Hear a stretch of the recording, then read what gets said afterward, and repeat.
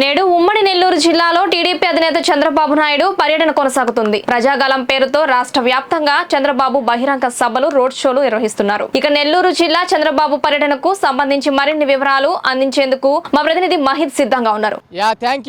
నెల్లూరు జిల్లాలో మాజీ ముఖ్యమంత్రి టీడీపీ అధినేత చంద్రబాబు నాయుడు పర్యటన కొనసాగబోతుంది. ప్రస్తుతం ఆయన ఉమ్మడి నెల్లూరు జిల్లా గూడూరు నియోజకవర్గంలో ప్రస్తుతం ఆయన మహిళలతో ఓ ప్రైవేటు కళ్యాణ మండపంలో సమావేశమయ్యారు, ముఖాముఖి చేస్తున్నారు. ప్రస్తుతం ఈ 5 ఏళ్లలో ఎవరైతే సమస్యలతో ఇబ్బంది పడ్డారో, అరాచకాలు, దోపిడీ వలన ఏవైనా ఇబ్బంది జరిగిందా లేదా అనే విషయంపై ఉమ్మడి నెల్లూరు జిల్లాలో గూడూరులోని ఓ ప్రైవేటు కళ్యాణ మండపంలో మహిళలతో ముఖాముఖి అయ్యారు. ప్రస్తుతం అది అయిన తర్వాత భోజనం అనంతరం సర్వేపల్లి నియోజకవర్గంలో నారా చంద్రబాబు నాయుడు సంబంధించిన పర్యటన కొనసాగబోతుంది. ప్రస్తుతం మనం సర్వేపల్లి నియోజకవర్గం పొదలకూరు మండలంలో ఉన్నాం.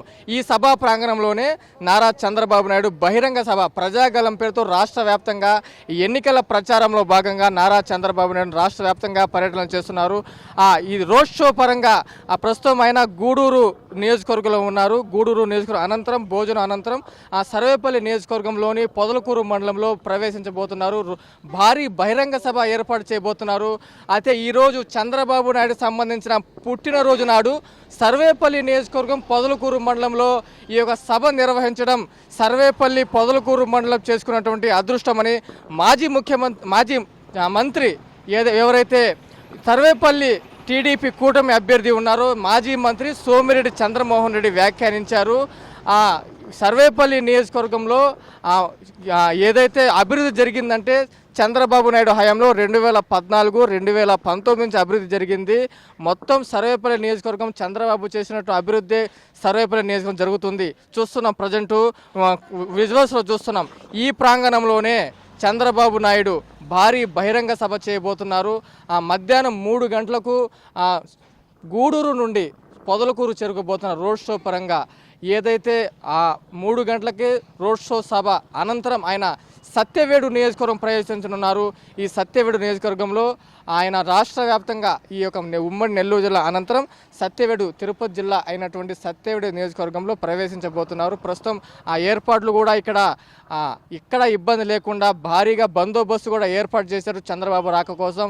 ప్రస్తుతం చూస్తున్నాం, కట్టుదిట్టమైన భద్రత పోలీసులు కూడా ఎక్కడ కూడా ఇబ్బంది లేకుండా అడుగడుగున ఇబ్బంది లేకుండా కట్టుదిట్టమైనటువంటి భద్రత కూడా ఏర్పాటు చేశారు. సోమిరెడ్డి చంద్రమోహన్ రెడ్డి ఒకటే సూచిస్తున్నారు, చంద్రబాబు నాయుడు పుట్టినరోజు నాడు ఇటువంటి పొదలకూరు మండలంలో సభ ఏర్పాటు చేయడం పొదలకూరు మండల ప్రజలు చేసుకున్నటువంటి అదృష్టమని చెప్తున్నారు.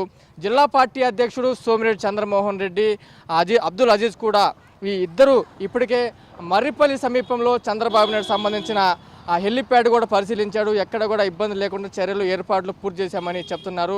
అయితే ప్రస్తుతం ఇక్కడ ఉన్నటువంటి ప్రస్తుత మంత్రి కాకాని గోవర్ధన్ రెడ్డిపై చంద్రబాబుకు పలువురు స్థానిక టీడీపీ నేతలు కూడా కొన్ని ఇక్కడ చేసినటువంటి 5 ఏళ్లలో అరాచకాలు, దోపిడీలు కూడా చంద్రబాబు సూచన తెలుస్తుంది.